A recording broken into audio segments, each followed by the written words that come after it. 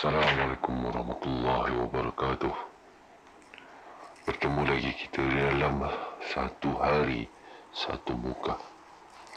InsyaAllah hari ini kita akan sambung dengan surah Al-Baqarah ayat 6 hingga 16. InsyaAllah mari sama-sama. أعوذ بالله من الشيطان الرجيم بسم الله الرحمن الرحيم إن الذين كفروا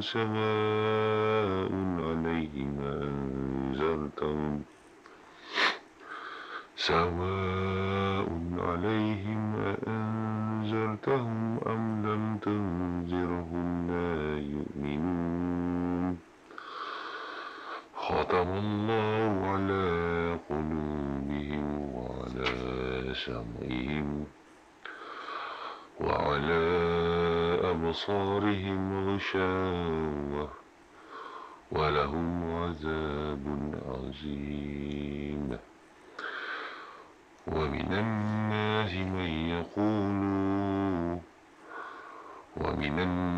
من يقول آمنا بالله وباليوم الآخر وما هم بمؤمنين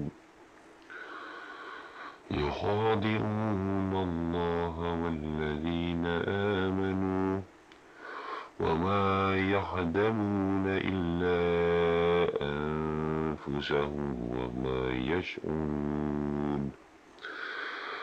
في قلوبهم مرض فزادهم الله مرضا ولهم عذاب أليم بما كانوا يكذبون وإذا قيل لهم لا تفسدوا في الأرض قالوا إنما نحن مصلحون ألا إنهم هم المفسدون ولكن لا يشعرون وإذا قيل لهم آمنوا كما آمن الناس قالوا أنؤمن كما آمن السفهاء ألا إنهم هم السفهاء ولكن لا يعلمون وإذا لقوا الذين آمنوا قالوا آمنا وإذا خلوا إلى شياطينهم قالوا إنا معكم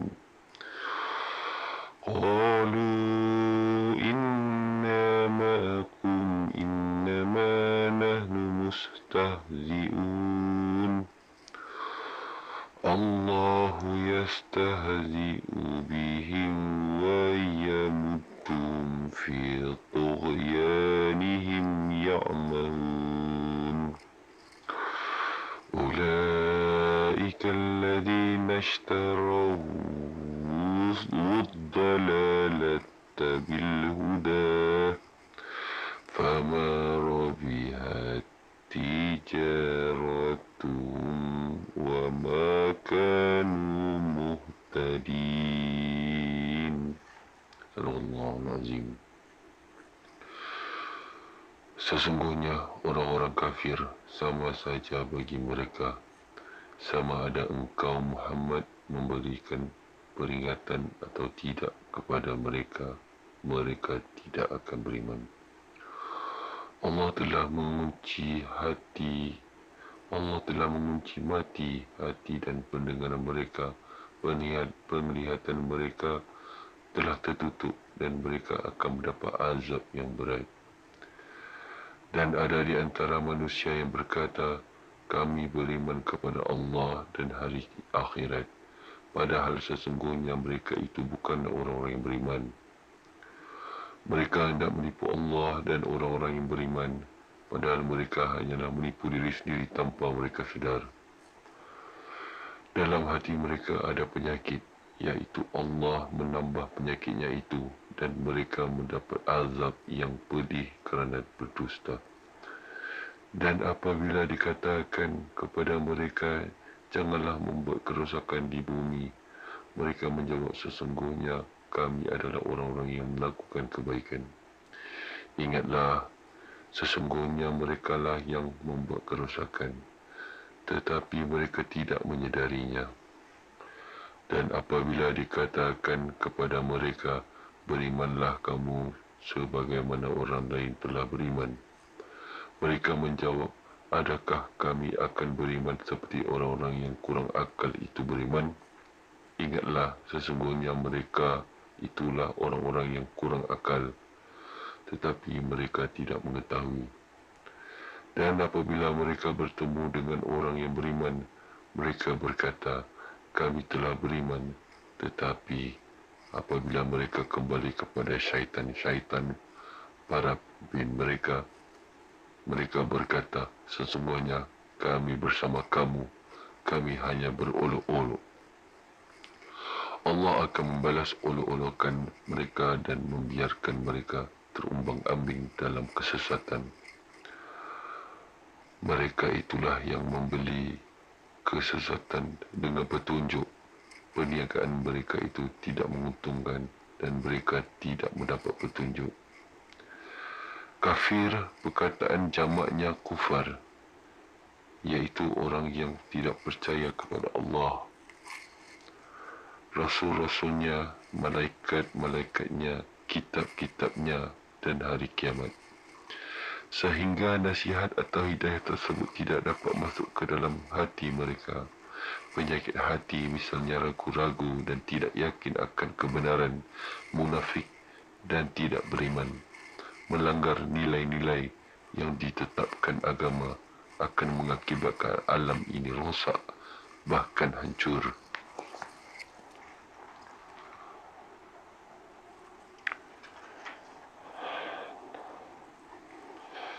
Dakwah yang dilakukan Nabi SAW secara terang-terangan ditentang dan ditolak oleh kaum Quraisy dengan alasan mereka tidak dapat meninggalkan agama yang telah mereka warisi daripada nenek moyang mereka dan sudah menjadi sebahagian daripada tradisi kehidupan mereka. Pada ketika itulah Rasulullah SAW mengingatkan mereka tentang perlunya membebaskan akal dan fikiran mereka daripada belenggu taklid. Selanjutnya dijelaskan oleh Nabi SAW bahawa Tuhan-Tuhan yang mereka sembah itu tidak dapat memberi manfaat atau menolak bahaya sama sekali. Tradisi nenek moyang mereka dalam menyembah Tuhan-Tuhan itu tidak dapat dijadikan alasan kuat untuk diikuti. Kerana itu adalah taklid buta. Firman Allah dalam ayat lain menggambarkan bagaimana jawapan mereka dan kerasnya penolakan mereka. Dan apabila dikatakan kepada mereka, marilah mengikuti apa yang diturunkan Allah dan mengikuti Rasul, mereka menjawab, cukuplah bagi kami apa yang kami dapati nenek moyang kami mengerjakannya.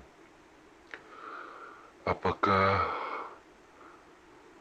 mereka akan mengikuti juga nenek moyang mereka walaupun nenek moyang mereka itu tidak mengetahui apa-apa dan tidak pula mendapat petunjuk? Surah Al-Ma'idah 5:104. Ketika Nabi SAW mencela Tuhan-Tuhan mereka, membodohkan mimpi-mimpi mereka dan mengecam tindakan taklid buta kepada nenek moyang mereka dalam menyembah berhala, mereka menentangnya dan sepakat untuk memusuhinya, kecuali bapa saudaranya Abu Talib yang membelanya, Muhammad Said Ramadan Al-Buti.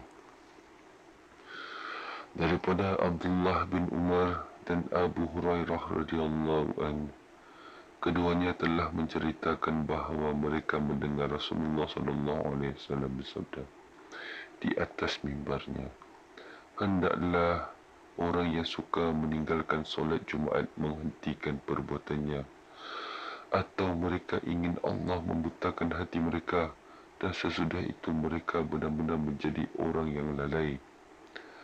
Makna hamd ialah mengatuk-ngatuk dan menutup hingga tidak dapat menerima hidayah.